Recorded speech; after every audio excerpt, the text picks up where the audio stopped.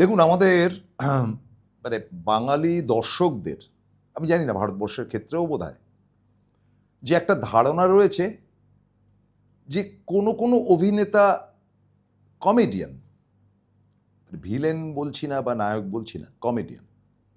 এটা একেবারেই ভ্রান্ত ধারণা। তার কারণ আহ, হাসির ব্যাপার স্যাপার তৈরি করা, বাস্তব জীবনকে তার সঙ্গে মিলিয়ে মিশিয়ে, সে তো চার্লস চ্যাপলিন বা চার্লি চ্যাপলিন, তিনি কি কমেডিয়ান ছিলেন? তাহলে অভিনেতা কে ছিলেন? স্বাভাবিকভাবেই প্রশ্নটা আসতে পারে। এই ব্রিটিশ কিন্তু আমাদের শিখিয়ে দিয়ে গিয়েছিলেন নির্বাক যুগের ছবিতে যে অভিনেতার কোনো আলাদা রকম থাকতে পারে না।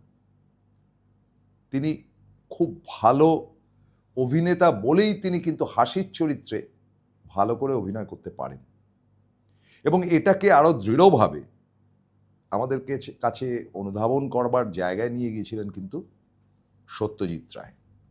এবং সত্যজিৎ রায় নিজে তার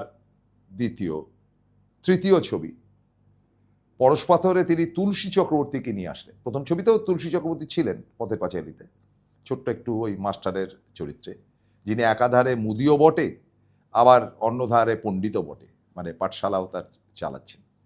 ছোট্ট একটু অংশ কিন্তু অসাধারণ। তো এই জায়গাটা থেকে আমাদের ব্যতিক্রমী চরিত্র পরশপাথরে পরেশ দত্তের যে ভূমিকায় অভিনয় করেছিলেন তুলসী চক্রবর্তী, বিশ্বে কেউ ওই চরিত্রে অভিনয় করতে পারেন বলে ধারণা নেই আমাদের। সত্যজিৎবাবুও সেটা মনে করতেন, মানিকদা। ফলে তুলসী চক্রবর্তী কিন্তু তার আগে অবধি অভিনয় করেছেন, কমেডিয়ানের ভূমিকাও করেছেন, আলাদা করে কারোর নজরে আসেননি। তার মৃত্যুর পর সম্ভবত প্রত্যেকেই বুঝতে পারলো, কারণ একটা ইন্টেলেকচুয়াল ক্লাস সবসময়ই আমাদের বাঙালি দর্শকদের মধ্যে রয়েছে, বা দর্শক কেন, বাঙালি সমাজে রয়েছে। তারাও যে খুব তুলসী চক্রবর্তীকে নিয়ে নাড়াচাড়া করেছেন এমন নয়। ফলে তুলসী চক্রবর্তীর 74.5 তিনি তো প্রধান ভূমিকায় ছিলেন, এবং মলিনা দেবী। যদি আরেকবার দেখেন তাহলে কখনই মনে হবে না যে তিনি টিপিক্যাল একটি কমেডিয়ানের চরিত্রে, যদিও সেটা খুব একটা মজার ছবি, হাসির ছবি বলা যেতে পারে, কিন্তু তুলসী চক্রবর্তী কিন্তু হাসাবো বলে একবারও কোনো দৃশ্যে অভিনয় করেননি, করার প্রয়োজন বোধ করেননি।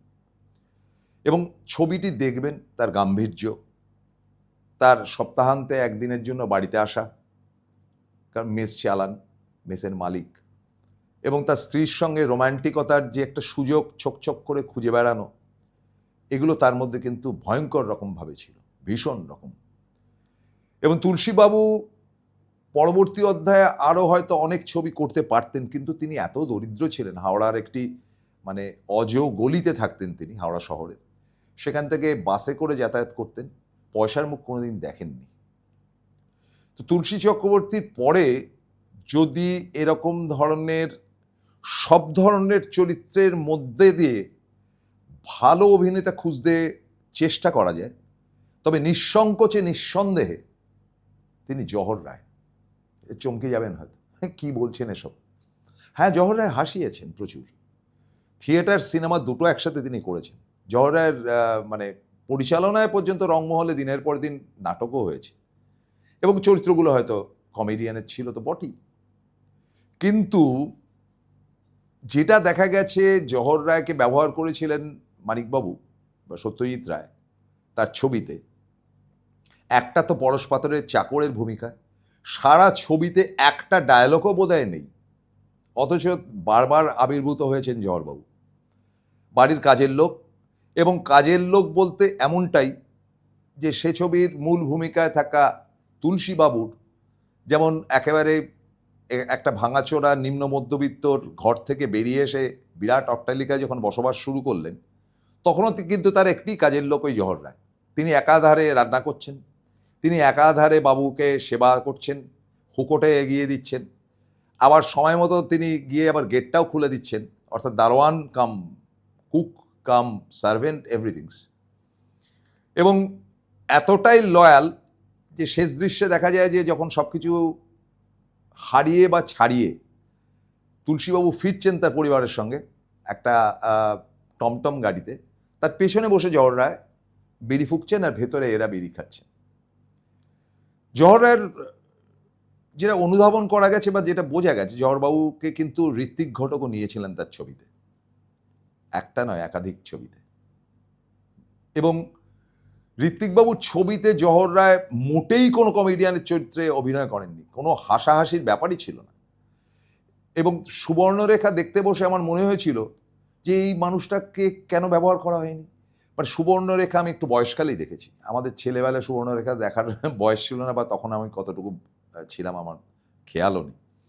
আবার সেদিনকে দেখছিলাম সুবর্ণরেখা, সেখানে একটা কারখানার মানে ডেপুটি ম্যানেজারের চরিত্রে অভিনয় করেছিলেন, এবং মেদিনীপুর বা ওই গোত্রীয় এলাকার একটি জায়গা, সুবর্ণরেখা নদীর পাড়ে, এবং সেখানে তার মধ্যে যে একটা ম্যানেজারকে তেল লাগানো বা তার বাড়িতে উপস্থিত হওয়া, বা ধীরে ধীরে তার ম্যানেজার যখন নাম করছে, অভিবর্চার যে চরিত্র করেছেন তার সঙ্গে তাল মিলিয়ে চলা, এবং সবশেষে তিনি ম্যানেজার হয়ে যাচ্ছেন সেই জায়গাটাতেও।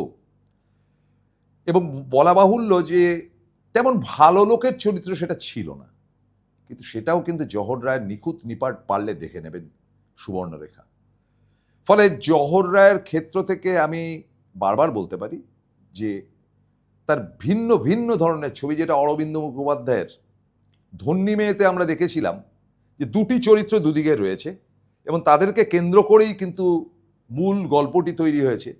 একটা দিকে উত্তম কুমার, যার ভাই ফুটবল খেলতে যাচ্ছে একটি দলের হয়ে, আরেকটি দল হচ্ছে গিয়ে সেই গ্রামেরই মোড়ল বা কি বলা যায় যে গ্রামের প্রধান জহর রায়, যাকে স্তাবক বৃন্দরা সব ঘিরে বসে আছে নানানভাবে। মানে কখনো তিনি শুয়ে থাকছেন, তিনি যা বলছেন সবাই হ্যাঁ হ্যাঁ হ্যাঁ হ্যাঁ করে যাচ্ছে, এই গোত্রীয়। শেষে তিনি চরণামৃত খাচ্ছেন কিংবা তার ভাগ্নিকে ধরে পেটাচ্ছেন, সব মিলিয়ে মিশিয়ে জহর রায়। এবং রবি ঘোষ যখন কাঁদছেন তখন তার চোখ মুছিয়ে দিতে দিতে কাঁদিস না কাঁদিস না রাস্কেল কাঁদিস না। সে মানে ভাবা যায় না যে জহর রায় কি গোত্রীয় অভিনেতা ছিলেন।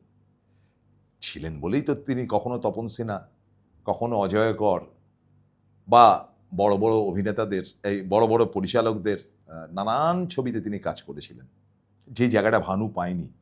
কেন ভানু পায়নি সেটা আমি খুব পরে অনুধাবন করে দেখলাম যে ভানু বন্দ্যোপাধ্যায় একটু লাউড অ্যাক্টর ছিলেন, একটু জোরে, একটু মানে শরীর অঙ্গভঙ্গি নাড়িয়ে চাড়িয়ে তার দৌড়টা ছিল বড় জোর তপন সিনহা অব্দি। তপন সিনহার প্রায় অধিকাংশ ছবিতেই তিনি অভিনয় করেছেন ঠিকই, কিন্তু ভানুবাবুর যে কোনো কারণেই হোক বোধ হয় নিজেকে সেভাবে প্রকাশ করতে পারেননি, ঠিক চরিত্রের মধ্যে স্বাভাবিকতার জায়গায় নিয়ে যাওয়া। কারণ ভানুবাবু বোধহয় চাইতেনই যে আমাকে কমেডিয়ান হিসেবে, মজাদার লোক হিসেবে লোকে দেখুক, এইটাই আমার মনে হয়েছে।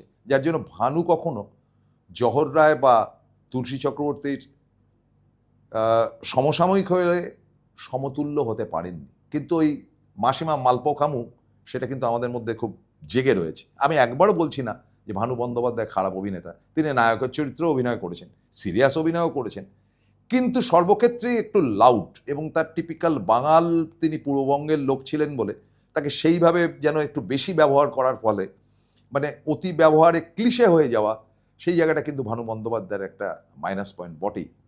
যে জিনিসটা আমরা রবি ঘোষ বা চিন্ময় রায়ের ক্ষেত্রেও দেখেছি, যে তারা কিন্তু স্বাভাবিক অভিনেতা ছিলেন, কমেডিয়ান হিসেবে তাদেরকে কিন্তু ধরা যেত না।